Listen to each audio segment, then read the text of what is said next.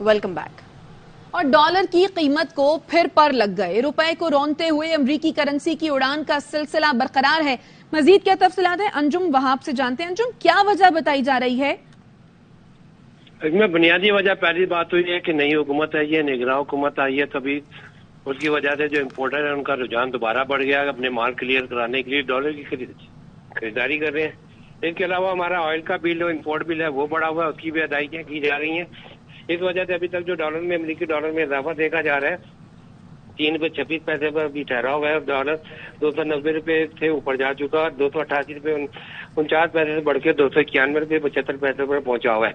Open market में भी सूरत हाल देखी जाए तो वहाँ पे 4 रुपये का इजाफा हो चुका है, 296 से बढ़ गई ये 300 रुपये तक पहुंच चुका है। और ओपन मार्केट में डॉलर की तलब मजीद देखी जा रही है, जबकि इंटरबैंक में भी तलब देखी जा रही है, जिसकी वजह से रुपये पर दबाव बढ़ने से डॉलर की कीमत में इजाफा हो रहा है। और सबसे बुनियादी वजह यह है कि इम्पोर्टर्स हैं उनकी तरफ से डॉलर की खरीदारी ज्यादा देखने में आ रही है, जिसकी वजह से डॉलर की कदर में इजाफा हो रहा है, रुपये की कदर में कमी होने की वजह से ये तमाम सूरत हाल इस वक्त दरपेश है। जी ठीक है, यानी नई हुकूमत और एलसीज खुलने की वजह से ये वजह दरपेश है। अपडेट कर रहे थे आप अंजुम, शुक्रिया। इलेक्शन कमीशन आम इंतखाबात कब करा रहा है? चीफ जस्टिस ऑफ पाकिस्तान का इस्तफसार। इलेक्शन कमीशन के डीजी लॉ ने कंधे उचका दिए, जिस पर चीफ जस्टिस ने कहा यानी अब तक इंतखाबात की कोई तारीख ही तय नहीं हुई। अदालत ने सिंध में हल्का बंदियों का मामला वापस इलेक्शन कमीशन को भिजवा दिया। चीफ जस्टिस ने रिमार्क्स दिए, सिंध में हल्का बंदियों पर हसासियत ज्यादा है। सिंध से अक्सर शिकायत आती है कि हल्का बंदियां दुरुस्त नहीं हुई। ये अवामी मफाद का मामला है, मुतअद्दिद बार सुप्रीम कोर्ट आ चुका है। इलेक्शन कमीशन शफाफ तरीकाकार से हल्का बंदियां करे, इंतखाबात से कबल तमाम मामलात हल करे।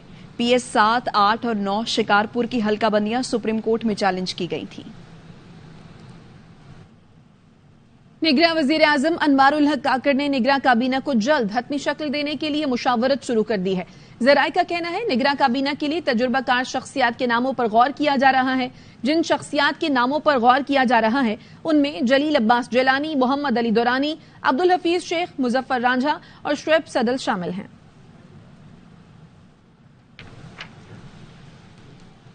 जस्टिस रिटायर्ड मकबूल बाकर सिंध के निगरान वज़ीर आला होंगे। वज़ीर आला और अपोजिशन में इत्तफाक के बाद गवर्नर सिंध ने मकबूल बाकर की बतौर निगरान वज़ीर आला तैनाती की मंजूरी दे दी।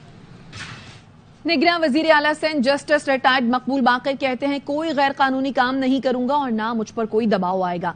ARY न्यूज से खुसूसी गुफ्तगू में उनका कहना था साफ शफाफ इलेक्शन आईन और कानून के मुताबिक होंगे। निगरान काबीना चार्ट संभालने के बाद तश्कील दूंगा। मजीद जानते हैं संजय साधवानी से जो इस वक्त मकबूल बाकर के साथ मौजूद हैं। जी संजय। इनके निगरान वजीर आला जस्टिस रिटायर मकबूल बाकर साहब, जिनकी ईमानदारी की तो हर कोई शख्स जो है वो गवाही देगा, वो सिंध में किस तरह काम करेंगे? क्या वो शफाफ इलेक्शन कराने में कामयाब होंगे? वैसे तो 3 महीने का वक्त है, लेकिन लगता ही है कि ये वक्त तवील जाएगा। क्या आपको भी ऐसा ही लगता है?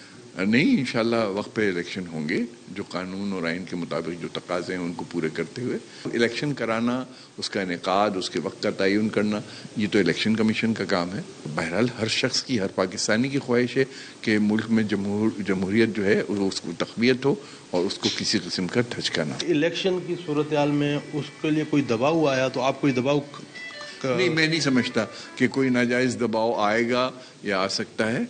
तो और अगर खुदा न खास्ता कहीं से ये गलती हुई तो वो मैं इंशाल्लाह इस किस्म का गैर कानूनी नाजायज़ दबाव कबूल नहीं करने वाला, ना ही आएगा। मैं आपको बता दूं, जो मुझे वाइब्स मिल रही हैं, जो मेरा अंदाज़ा है, जिन चीज़ों का मैं मुशाहिदा कर रहा हूँ, मुझे कभी उम्मीद है कि इंशाल्लाह कोई नाजायज़ ना किसी को तवक्को है ना कोई कोशिश करेगा इंशाल्लाह।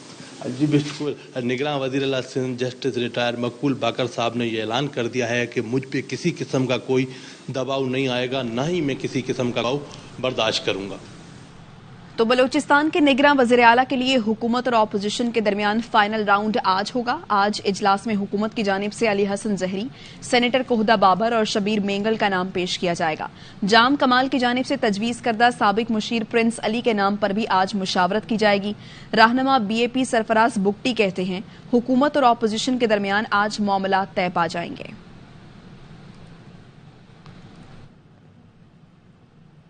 गुजरात करप्शन केस एहतसाब अदालत ने परवेज इलाही का जिस्मानी रिमांड पीर तक मंजूर करते हुए 21 अगस्त को दोबारा पेश करने का हुक्म दिया।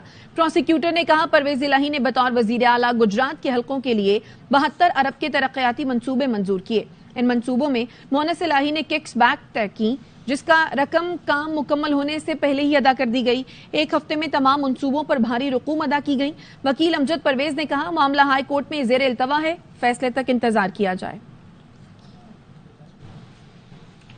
चेयरमैन पीटीआई के भांजे हसान नियाजी की हवालगी के लिए लाहौर पुलिस ने महकमा दाखिला बलूचिस्तान को खत लिख दिया। हसान नियाजी एडवोकेट जिना हाउस जलाओ घराव मुकदमे में लाहौर पुलिस को मतलूब है।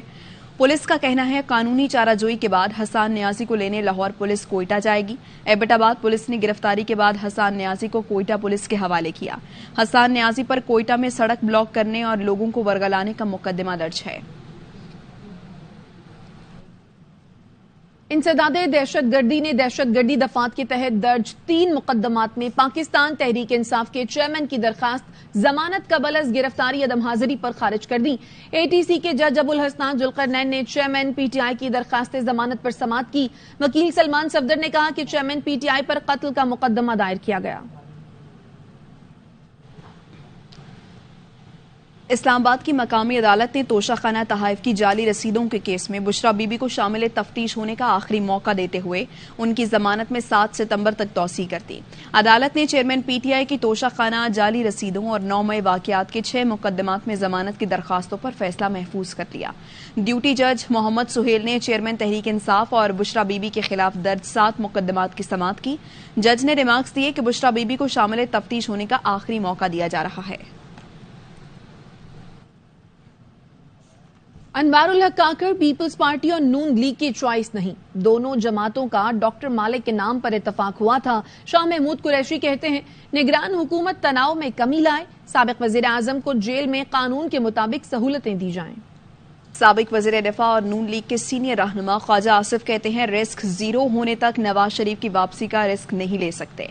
निजी टीवी के प्रोग्राम में गुफ्तगू में कहा नहीं चाहते किसी और का स्कोर नवाज शरीफ के साथ सेटल करने की कोशिश की जाए।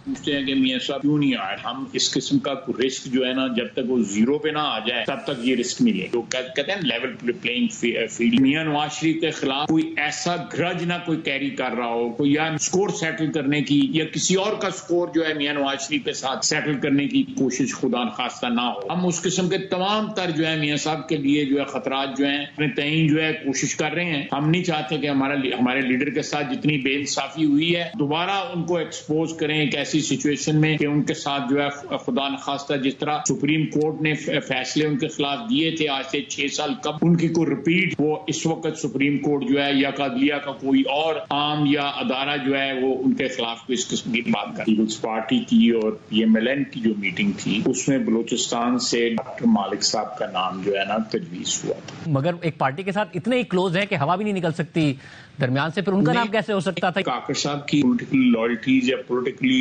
वो उतने डिफाइंड नहीं है। एस्टैब्लिशमेंट के साथ बहुत प्रोनाउंस ख्याल की जाती है। मेरा नहीं ख्याल कि कोई ऐसी बात है, लेकिन काकर साहब का ताल्लुक जो है वो जोड़ा जा रहा है। तो मैं समझता हूँ कि ये एक बड़ी नेचुरल सी बात है बलूचिस्तान के पॉलिटिशियंस के लिए। सियासी उसका जो पहलू जो है मैं नहीं समझता कि कुछ सियासी पहलू। अगर आप समझते हैं कि निगरान हुकूमत जो है उसको कोई दबाव देने की कोशिश है, मैं नहीं समझता। एक पॉसिबिलिटी जरूर है हल्का बंदियों के हवाले से अगर थोड़ी बहुत डिले हो जाए उसके अलावा कोई वायलेशन नहीं हो। पीटीआई रहनुमा साबिक सूबाई वजीर समसाम बुखारी की चेयरमैन इस्तेहकाम पाकिस्तान पार्टी जहांगीर तरीन से मुलाकात। समसाम बुखारी ने तहरीक इंसाफ छोड़ने का ऐलान कर दिया, इस्तेहकाम पाकिस्तान पार्टी में शामिल होने का फैसला कर लिया। हर मुहिब्बे वतन पाकिस्तानी की तरह 9 मई के वाकयात की पुरजोर मजम्मत करता हूँ। ना कभी वायलेंस की सियासत पे यकीन रखा और ना रखूंगा, और ना ये कोई तरीका है। ये मुल्क हमारा है, इदारे हमारे हैं और हमें सबको मिलके इस मुल्क के लिए काम करना है। और आज के दिन के बाद मैं अपना PTI से लाताल्लुकी का इजहार करता हूं और PTI का। ادھر سپریم کورٹ نے مسلم لیگ نون کے رہنما احسن اقبال کے خلاف توہین عدالت کی درخواست خارج کر دی. چیف جسٹس نے ریمارکس دیے توہین عدالت ہوئی ہے یا نہیں یہ طے کرنا ہمارا کام ہے. درخواست گزار محمود اختر نقوی صاحب آپ نے اطلاع دی, آپ کا بہت شکریہ. اس کیس کو مزید چلانے کے لیے گراؤنڈ موجود نہیں. میری نظر میں احسن اقبال بہت سنجیدہ اور دانشور انسان ہیں. جذبات میں انہوں نے کوئی بات کر دی ہوگی, 5 سال بعد انہیں بلا کر کیا کہیں. یہ بات تو طے ہے کہ قانون سے بالاتر کوئی بھی نہیں ہے. ہمارے فیصلوں میں اتنا وزن ہونا چاہیے کہ تعمیل کی جائے. 25 اپریل 2018 کو احسن اقبال نے بطور وزیر داخلہ زیر سماعت مقدمے پر بات کی تھی. واپس آئیں گے اس بریک کے بعد. Welcome back. کراچی کے علاقے نارتھ ناظم آباد میں بلاک ڈی میں 19 لاکھ روپے لوٹنے کی واردات ناکام ہو گئی. 2 ڈاکو ساتھی لڑکی کو چھوڑ کر بھاگ گئے. C C T V ARY news کو موصول ہو گئی ہے. سی سی ٹی وی میں دیکھا جا سکتا ہے ذیشان نامی شہری بینک سے رقم نکلوا کر گھر پہنچا ہی تھا کہ ایک ڈاکو بھاگتا ہوا کار کی جانب لپکا. ڈرائیونگ سیٹ پر بیٹھے شہری نے ڈاکو پر فائرنگ کی. ڈاکو بچنے کی کوشش میں لڑکھڑا کر گرا مگر پھر اٹھ کر بھاگ نکلا. شور سن کر 2 افراد گھر سے نکل کر ڈاکوؤں کے پیچھے بھاگے. ایک نے ڈاکوؤں کے ساتھ آنے والی ملزمہ کو پکڑ لیا. پولیس کا کہنا ہے ڈاکوؤں میں 2 9 عمر لڑکے اور ایک 16 سال کی لڑکی ہے جس کی شناخت ماریا کے نام سے ہوئی. ماریا کو گرفتار کر لیا گیا ہے. مفروض ڈاکوؤں کی تلاش جاری ہے. فائرنگ کے تبادلے میں خرم نامی ایک راہگیر زخمی ہوا جسے اسپتال منتقل کر دیا گیا ہے. بائک کس کی ہے؟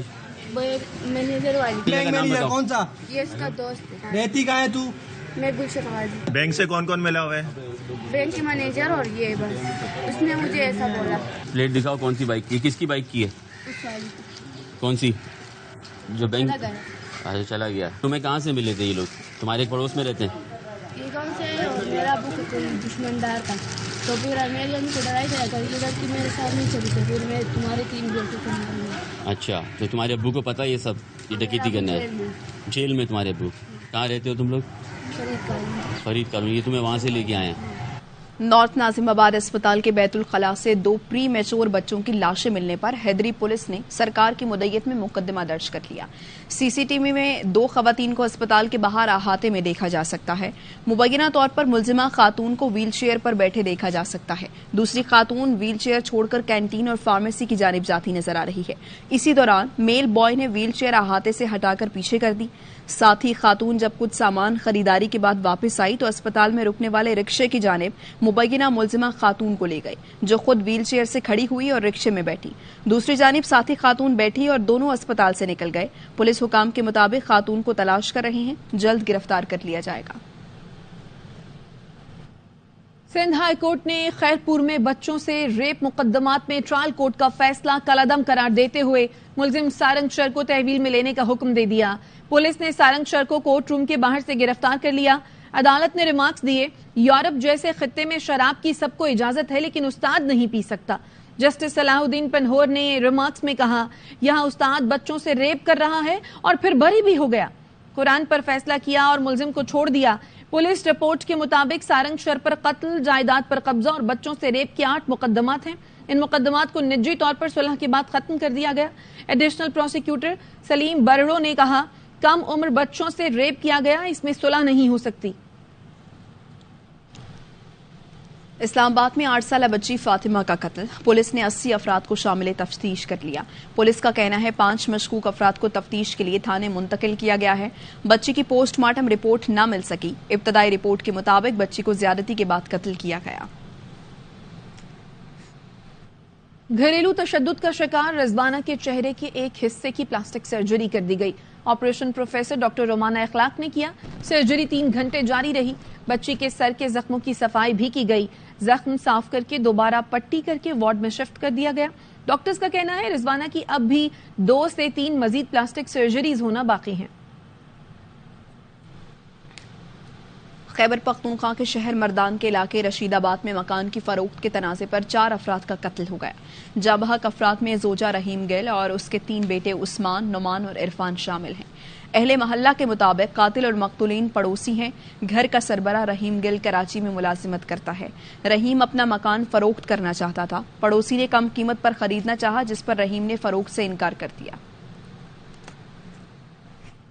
اور سویڈن میں ایک بار پھر کروڑوں مسلمانوں کی دل آزاری کرتے ہوئے قرآن پاک کی بے حرمتی کی گئی ہے۔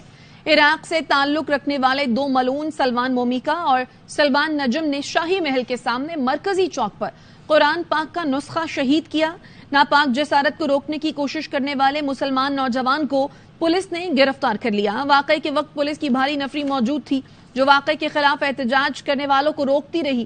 دونوں ملعون افراد کو سویڈن کی آزادی اظہار کے قانون کے تحت قرآن پاک کی بے حرمتی کے لیے 1 گھنٹے کا وقت دیا گیا تھا، جس کے بعد مسلمانوں کو قرآن پاک کے شہید صفحات جمع کرنے کی اجازت دی گئی۔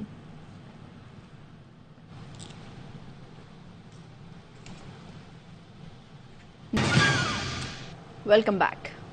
سابق وفاقی وزیر فواد چوہدری کا ٹویٹ، لکھتے ہیں نون لیگ ایک ہی صورت میں اگلا الیکشن جیت سکتی ہے جب بلے سمیت کوئی اور نشان بیلٹ پیپر پر نہ ہو۔ یہ اکیلے ہی الیکشن لڑ لیں پھر بھی الیکشن ہار جائیں گے۔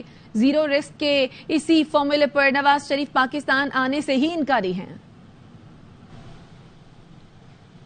90 روز میں انتخابات کرانے کے آئینی تقاضے پر گھڑی ٹک ٹک کر رہی ہے۔ پی پی سینیٹر رضا ربانی کہتے ہیں قومی اسمبلی کو تحلیل ہوئے 6 دن ہو گئے ہیں۔ الیکشن کمیشن کا انتخابات سے متعلق کوئی جامع بیان جاری نہ کرنا افسوسناک ہے۔ الیکشن کمیشن کو ڈیجیٹل مردم شماری کے بعد حلقوں کی حد بندی کے لیے وقت بتانا چاہیے۔ آئینی مدت میں انتخابات کے انعقاد میں تاخیر سے وفاق کے لیے سنگین نتائج ہوں گے۔ امریکی ریاست مونٹانا کے شہر فورٹ ہیریسن میں امریکی سینٹرل کمانڈ کی کثیر القومی فوجی مشقیں ریجنل کوآپریشن کا آغاز۔ مشقیں 6 دن جاری رہیں گی۔ سینٹ کام اعلامیے میں کہا گیا ہے فوجی مشق میں امریکہ سمیت پاکستان، قزاقستان، کرغزستان، منگولیا، تاجکستان اور ازبکستان کے 230 سے زائد فوجی اہلکار شامل ہیں۔ کثیر القومی فوجی مشق ریجنل کوآپریشن امریکی سینٹرل کمانڈ کی منعقد کی جانے والی سالانہ مشق ہے۔ مشقوں کا مقصد علاقائی تعاون کے فروغ سمیت باہمی تجربات سے استفادہ کرنا ہے۔